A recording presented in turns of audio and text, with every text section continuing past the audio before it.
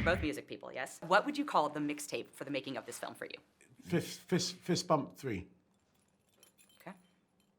Let's go. One of the things I love the most about the Sonic films is the music. Because, Traveling Wilburys, yes. Nana in there. What would you call your personal mixtape for the making of Sonic 3?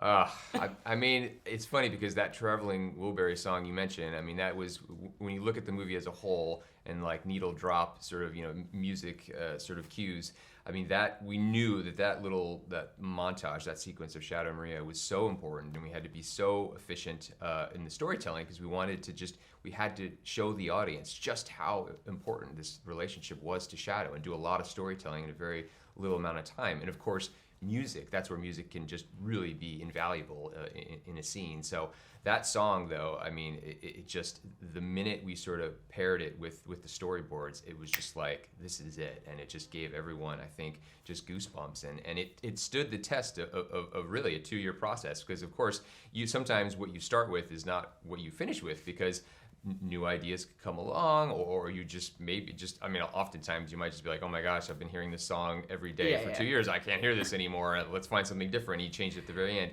This, it stayed throughout the entire process because it just felt perfect, and I think it's, it really conveys what we were hoping to do with the storytelling. Absolutely. Oh my gosh. Call your mixtape for the experience. Oh my gosh. They make mixtapes still, right? Yeah. That's a totally relevant statement. Bigger, better, faster. Yeah. Ooh. Yeah. Better, faster. Yeah. I would disagree. The name, she makes the music. Yeah. There you go. It's perfect symbiosis. Same thing, you're going with the same mixtape. Yeah, I'll say, Okay. I was gonna say, oh my gosh. Yeah. We're doing it. We're on Sonic 3. It's Keanu time. Yeah. Mixtape. Yeah, that's the colon, it's Keanu. Yeah, right. Or how do you put Jim in Keanu's Jim Key? Yeah, oh yeah, Keanu. Keanu and Keanu. Gianu. Yeah, Gianu. The Gianu tape. Keanu strip. Yeah. Oh, that's a hard question. Well, my experience working on it was amazing. What would I call the mixtape? Tails tunes. Oh, I love that. That's so good. Tales tunes. I love that. Yeah, Tales of Tales. There we go. What? Oh, that's a good one. Oh boy. Well, my character's really like tough and badass, Yes. so it would be in that vein. Okay. A little like tough. Badass mix. Some badass mix. Okay, Yeah. okay, I love it. The music. Yes. In the video games? Or in the Well, films? obviously in the video games, but Sonic also 2, the I think, films. is one of the best music. And then obviously Sonic Adventure 2 with Live and Learn and stuff like that. Of course, But yes. Sonic 2, to me, that score in a video game was unbelievable. Yes. I mean, it's truly defining of like the video game genre and like elevated it, but the movies as well. And so I'm curious, what would you name your mixtape for like the making of Sonic 3 for you? Like, how would you encapsulate that experience? You know I love mixtapes.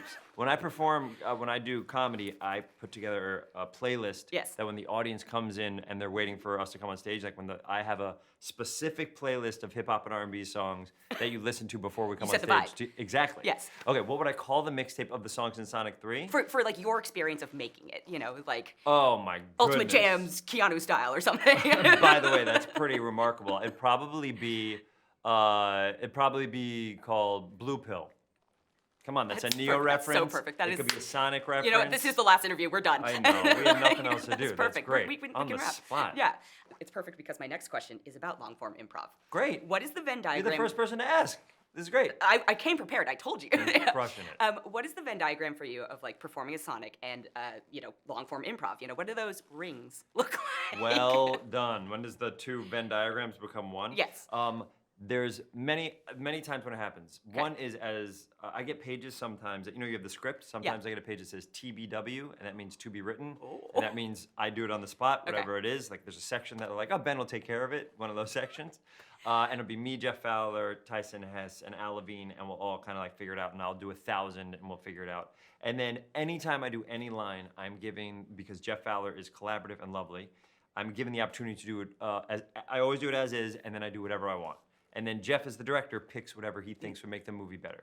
And me as a long-form improviser, it's never about me. It's about whatever makes the scene better. Right. So anything I could do to make Keanu's performance look better, or Idris's performance, because I'm seeing them all on the screen, so I can compliment them in a way or set them up in a way that wasn't done before.